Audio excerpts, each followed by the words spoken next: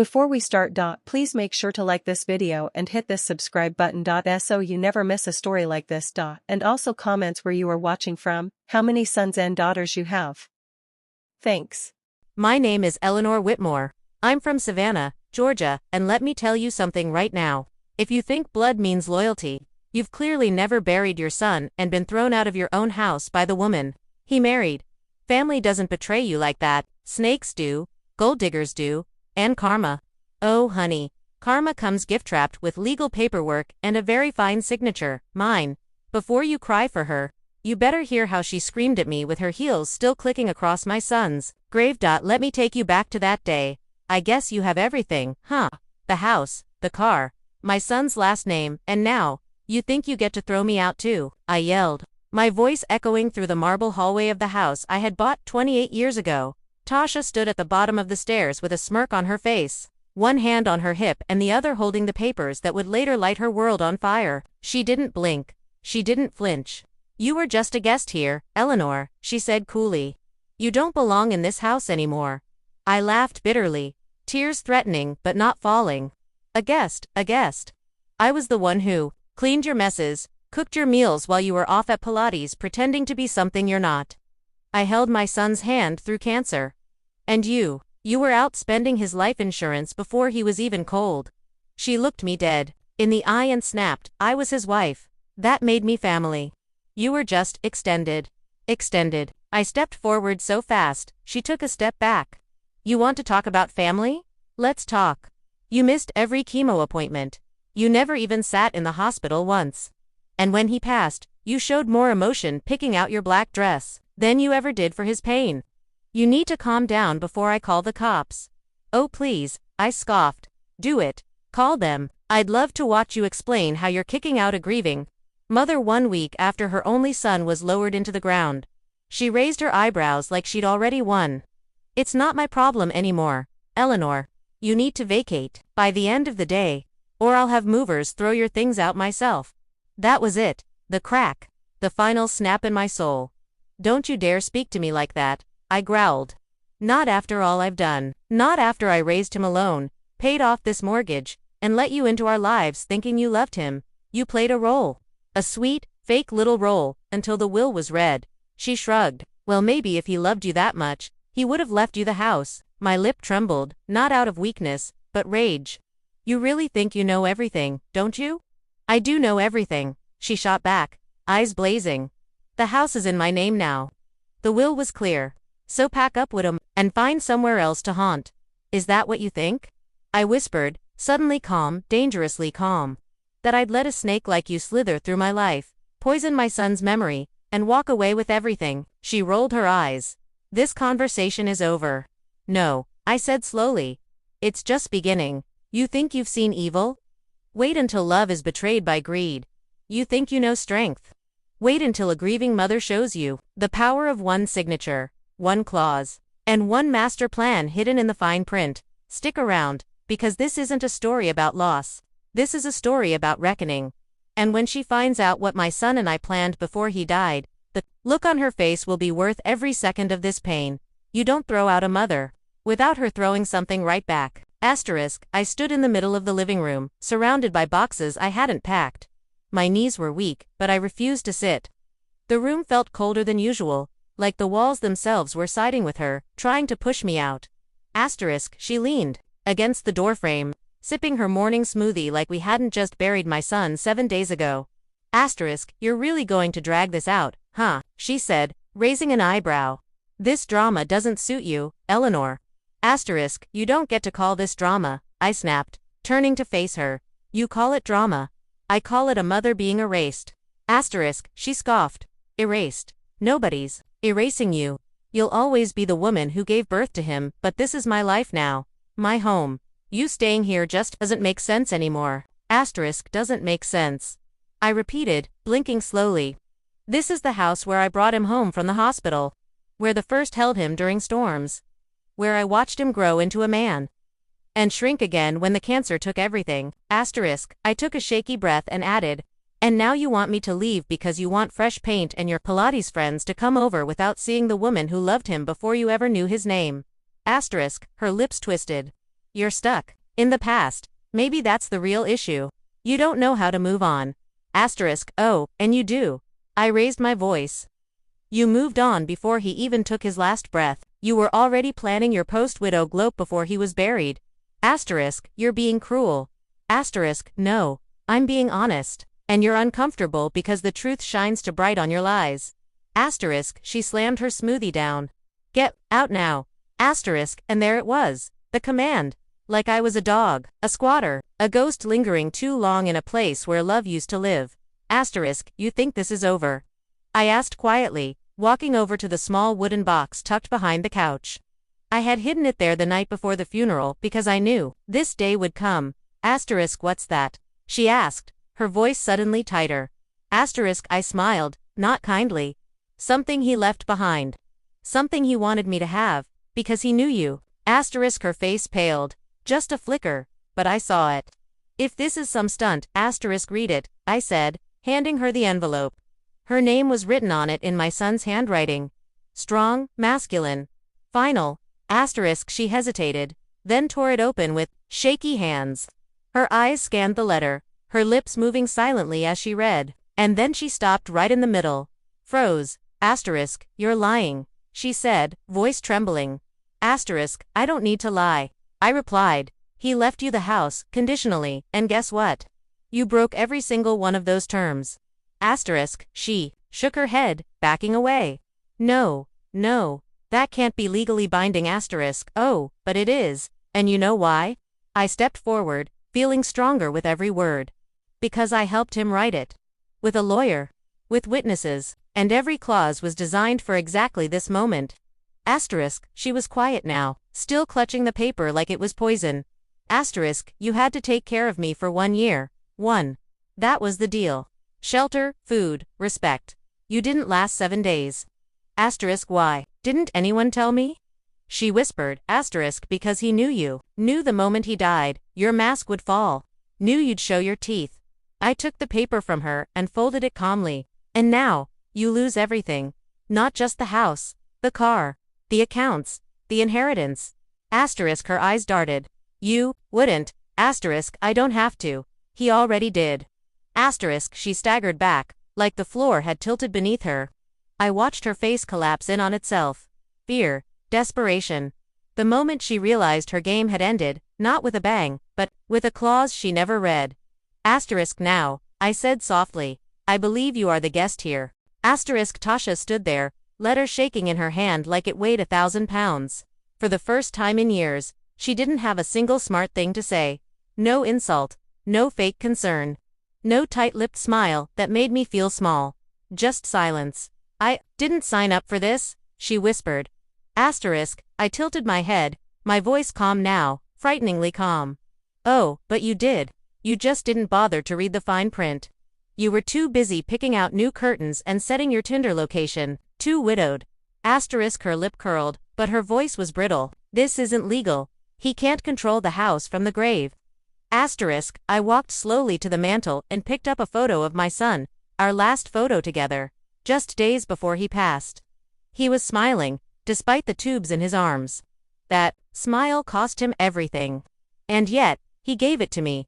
Asterisk, you'd be amazed what a dying man can arrange when he knows what's coming. He knew you'd turn cold the minute the funeral ended. He knew you'd throw me out. But what you didn't know, I held the picture close to my chest, is that he left behind more than a house. He left behind me, and I don't go quietly. Asterisk, she threw the letter on the floor like it burned her. This is crazy. He loved me. Asterisk, I laughed, and it hurt coming out. Not because it wasn't true, but because part of me wanted to believe it once. No, darling. He needed to believe in you. There's a difference. Asterisk, why wouldn't he tell me this in person? She snapped. Asterisk, because he didn't trust you anymore, I said softly. Not after what he found in your phone. Not after he heard that voicemail. Asterisk, she blinked hard. What voicemail? Asterisk, oh, you thought he didn't know about that, huh? I smiled, slow and sad. He was sick, not stupid. Asterisk, Tasha stumbled back into the couch, legs weak. She knew exactly what I was talking about, she just never thought it would come back to haunt her. But my son had receipts. And I kept every one. Asterisk, you lied to him, I said. eyes narrowed. You promised you'd be there. And instead, you were with what was his name again? Mason, the gym trainer who called you wifey before my son was even cold. She gasped like I'd slapped her. Yeah, I said. He heard the whole thing. You forgot your Bluetooth was connected to the hospital speaker that day. Her hand flew to her mouth. That was the day he rewrote the will. Asterisk, she looked like she might faint. And I didn't care. Asterisk C, I said, voice low and steady. You built your whole life on pretending. Pretending to love him. Pretending to be a grieving widow, but real grief.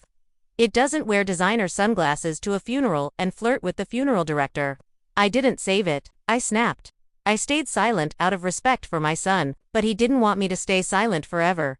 That letter. That was just step one. Asterisk, she stood now, her face red, jaw clenched. You're not going to take this from me. I earned it. Asterisk, you earned nothing, I said. You married into love and tried to cash it out like a lottery ticket. Asterisk, she stormed toward me, her heels clicking with every step. You think you're so smart, don't you? You think this makes you powerful. Asterisk, I didn't flinch. No, he made me powerful. I reached into my purse and pulled out a second envelope. What's that now? She spat. Asterisk this. I said, with a calm smile, is the amendment you didn't know existed. The one we added after your little birthday getaway with Mason. Asterisk, her face twisted. You went through my phone. Asterisk, no, sweetheart, I said. He did. While you were asleep, too busy taking selfies and texting your work husband from the spa. Asterisk, she was shaking now. You're lying. He wouldn't do that. Asterisk, oh, but he would. And he did. He came to me in tears. Told me everything. Begged me to make sure the house didn't go to a woman who used him like a bank account with a terminal illness. The air was thick with the weight of truth. You have 48 hours to vacate, I said. It's all there. Signed, notarized, witnessed, and filed with the estate attorney. You break even one more clause, and not only do you lose the house, you lose the savings, the accounts, the car, everything. Asterisk, she stood frozen, her breath coming in sharp bursts. You witch. Asterisk, no, I said softly. Just a mother who refused to let her son's last wish be spit on. Asterisk, the door slammed so hard behind her that one of the picture frames rattled off the wall. She stormed out, grabbing her keys with the same hands that used to hold my son's. Now they shook with rage, not grief. The rage of a woman whose mask was finally slipping, and didn't like the mirror staring back. Asterisk, she didn't say a word before leaving, just threw the envelope into the fireplace and lit it like some kind of victory, as if burning the truth would undo it. I stood still. Let her run. Asterisk. Let her call every lawyer in town. Asterisk, because the only thing louder than a liar's denial is the silence of a trap snapping shut.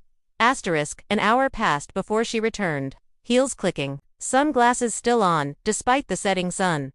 Behind her, a smug little man in a wrinkled gray suit, his briefcase clutched like a shield. Asterisk, good evening. Mrs. Whitmore, he said, flashing a rehearsed smile. I'm David Carr, from Chandler and Associates. Ms. Whitmore, asterisk, she's not a Whitmore, I interrupted. Not anymore, Tasha hissed under her breath. Ms. Tasha Bennett, he corrected, has some questions about the legality of the documents you presented earlier today. Asterisk, I sat calmly on the couch, tea in my hand, my son's photo beside me. I had waited for this moment, prepared for it. Asterisk, ask away, I said with a polite smile. I've got all night. And I already made cookies. Asterisk, he cleared his throat, trying to maintain his poise. She says she was unaware of any amendment to the original will, and that she never received proper notice of these conditions. Asterisk, I looked at Tasha. You want to tell him what date you received the first envelope? I never. You signed for it, I interrupted. Courier service. The day before the funeral. I was there. You even made a face and said, he better not have left me bills. Asterisk, the lawyer looked down, slightly thrown. Is this true, Ms. Bennett? Asterisk, I didn't read it. Asterisk, not my fault, I said. But I have the receipt. Signed, dated, witnessed. Asterisk, the lawyer looked uncomfortable. And this second document, the amendment, asterisk also notarized, I replied. Filed with the estate attorney in Savannah 2 months before his passing. My son requested confidentiality to prevent any emotional outbursts.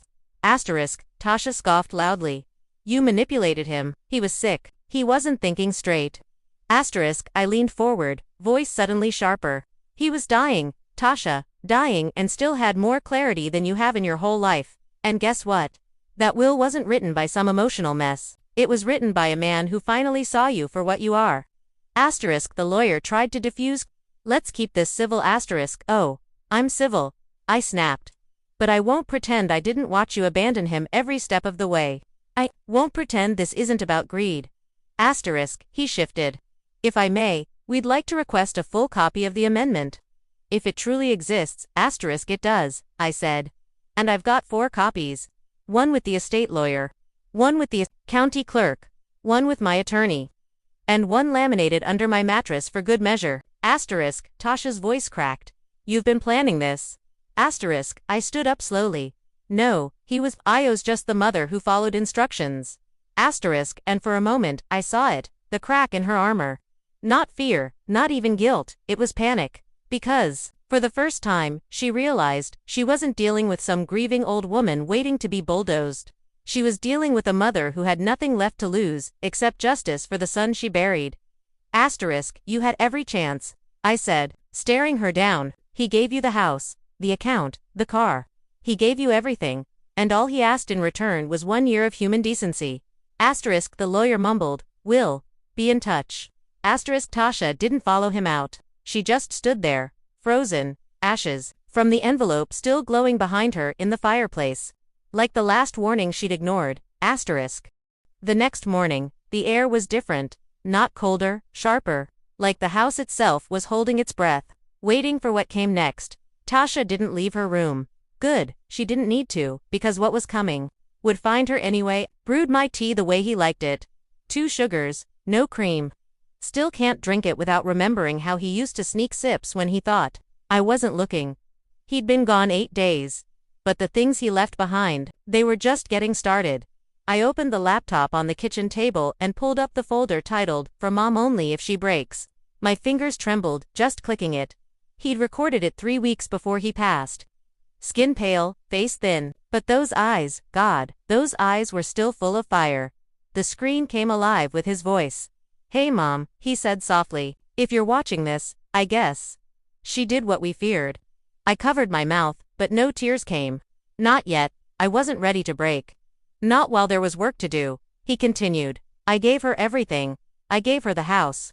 I gave her money. I even gave her the benefit of the doubt. But if she tried to throw you out, then she never loved me. She only loved the life. His voice cracked, just once. Then he swallowed hard and said what would turn everything upside down. You remember the nanny cam you got me that one Christmas? The one shaped like a digital clock? I leaned forward, heart thudding. I put it in the guest room. I knew she wouldn't find it. I heard her on the phone with someone talking about the life insurance finally paying off. She didn't know I was awake. He reached off screen and held up a USB drive. She said I was just a ticking clock, and when I was gone, she'd finally be free. I stopped the video. I couldn't breathe. This wasn't just betrayal, it was premeditated. I took the drive and walked down the hall. Slowly, calmly, like a woman walking into a courtroom with God as her witness. She was in the living room, scrolling her phone like she hadn't ripped apart my world. "Hope you're not planning brunch," I said. "You'll want to sit for this." She rolled her eyes. "What now, Eleanor?" I plugged the USB into the TV. The screen lit up, and so did her face. Her voice clear as day.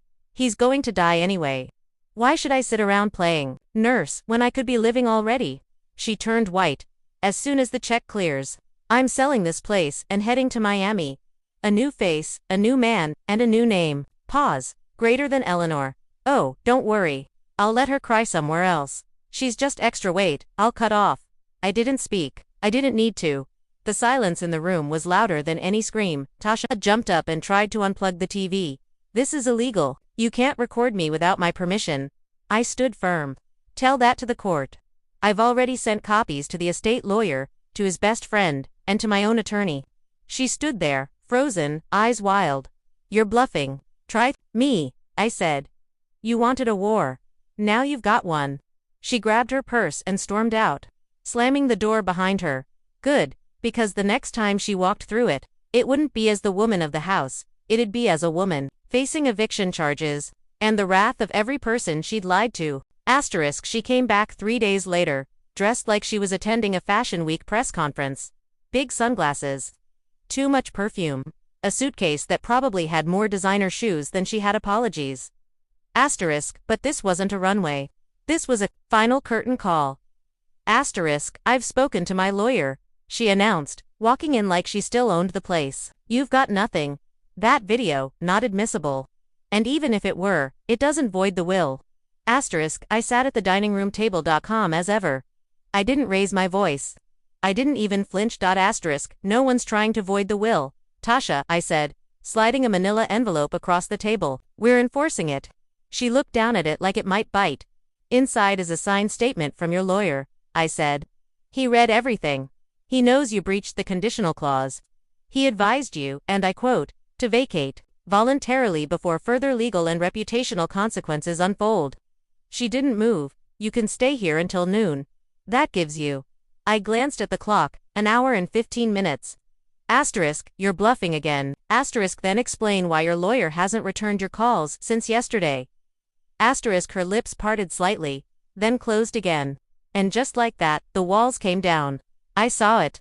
The moment she realized she was out of rope, she sat, not like a queen, like a thief who finally got caught in her own mansion. You think this makes you better than me? She whispered, voice trembling. You think you won? Asterisk, I stared at her for a long time. And then I said what I'd been holding in for months. Asterisk, no, I didn't win. I lost. I lost my only son. My only child. I lost the chance to ever see him grow old, to ever hear his laugh again, to ever feel his hand in mine. Her eyes darted away. But you. I leaned in. You lost your mask. And now the world sees you for what you are. You didn't lose a house, Tasha. You lost every ounce of respect you ever pretended to earn. Asterisk, she stood, shakily. You're cruel. Asterisk, no, I said. I'm done. Asterisk, she grabbed her bag, her keys, her suitcase. No limo came. No driver.